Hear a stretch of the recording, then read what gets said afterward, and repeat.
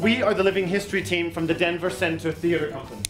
We would like to open up a forum for your ideas, because we're interested in what's going on up here in your head. Because once you take your ideas and you support them with your heart, you've got the most powerful thing on earth. A passionate idea. It's what moves people to go on to college and become doctors and lawyers. And the scientists that say, you know what? We need to find a cure for cancer or for AIDS. I'm going to be that one. Sometimes kids look at history as this monolith that was all black and white, it's all been done. Actually, it's much more alive. It's constantly being revisited, reinvestigated. Hermanos y hermanas, we do not have to accept these low wages. I say that we band together and we strike. Huelga! Huelga! Jose, I asked the sheriff to escort you off my farm. I give you 5 minutes to leave.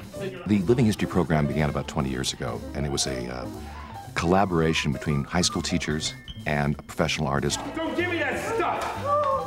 Actors want to win. Actors want to inhabit space. They want to challenge. They want to make a difference. Mr. Irving, excuse me, may I speak to you outside for a moment, please? I have urgent business from the President of the United States. Please follow me. Anything that you have to say to me about my movie can be said in front of these people. These are American citizens right here. Don't you want to hear what he has to say? They say, yeah, they want to hear about it. I think Living History really creates a forum for students to explore their own ideas. We ignite their passion, their intellect, their minds. In the next 45 minutes, we'll go to Ireland, to Italy, back to America, from the 16th century to the 20th century. It's higher level thinking. It's an opportunity for students to see things firsthand and to experience rather than just reading about them in a book. Atticus said to Jim one day, I'd rather you shot at tin cans in the backyard, but I know you'll go after birds. Shoot all the blue jays you want if you can hit them, but remember, it is a sin to kill a mockingbird. We do a series of performances for the entire school, an assembly with 4 scenes from dramatic world literature. So the entire school has a dramatic experience. We then go into the classrooms the rest of the day or the rest of the week, and we have a matrix of exercises that each teacher can choose depending on what they're teaching, whether it's Western civilization, journalism, English language, college prep, English as a second language. We have a variety of exercises that we put together for that individual class. I am simply saying that our town needs to act in a civilized manner. We've been doing this old-fashioned way of dealing with things so brutally, and it's not getting us anywhere. Our town is a mess, and I must go down there right now. Atticus is down there by himself. God only knows what's happened to him so far. Fair Helena, who more in gilds the night than all yon fiery O's and eyes of light.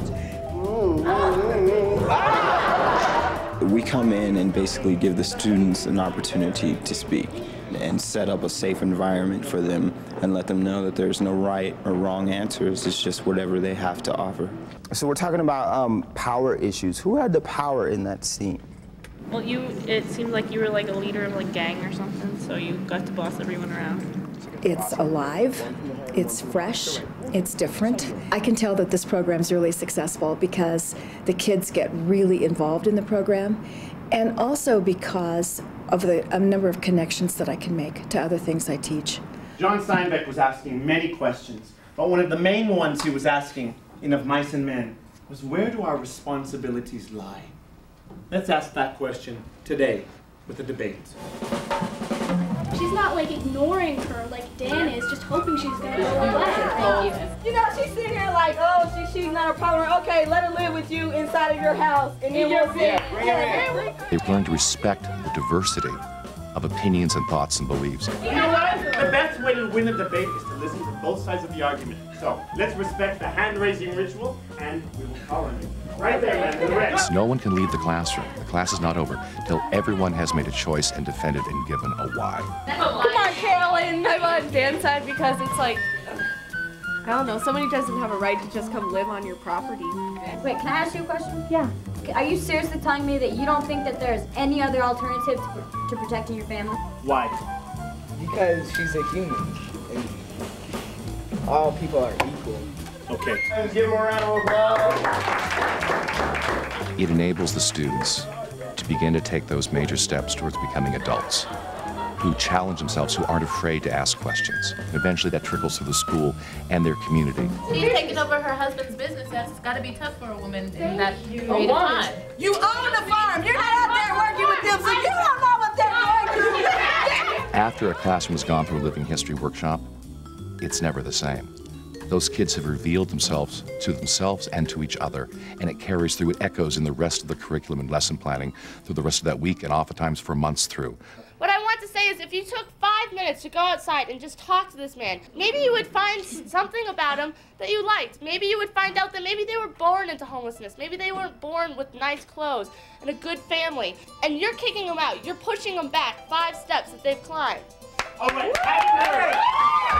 For 8 months I've been presiding over these trials, and I know in 1 hour I am going to go forth and say that these 8 men will hang for their crimes against humanity. No, you can't hang these 8 men. No, we have to heal Germany. The killing has got to stop. You cannot kill these 8 people. Would you rather those leaders keep in power so that they can continue killing? Is that we don't want this to happen again. When that kid who's never talked before, at the back of the classroom, who is failing a class, and suddenly that kid is on his feet and he's quoting Newsweek statistics, living history, enables those kind of minds who are outside the traditional box to suddenly expand and explode and go nova. If you're not going to take responsibility to some other nonviolent way of helping your neighborhood, then you have no right to say that she leaves. You must commit, you must engage, you must make choices. You must not be afraid to believe and to speak out for what you believe, but at the same time, to discern and allow others to have disparate beliefs and to come together, and there's strength and unity in that kind of community. And that is our goal. All right, when you go out in the world, sometimes it's hard to stand up for what you believe in. Sometimes it's hard to have the courage to stand up and say, this is what I think. So in here, we practice it. So when you go out there, maybe it's a little bit easier. Isn't life a journey? And you guys, this is stopped right here. Let's see who has the strength to take that step and take control of their life. I want to hear from this lady over here. So, for the next 45 minutes, we're going to say that it is impossible to say anything wrong. You can say anything, all right?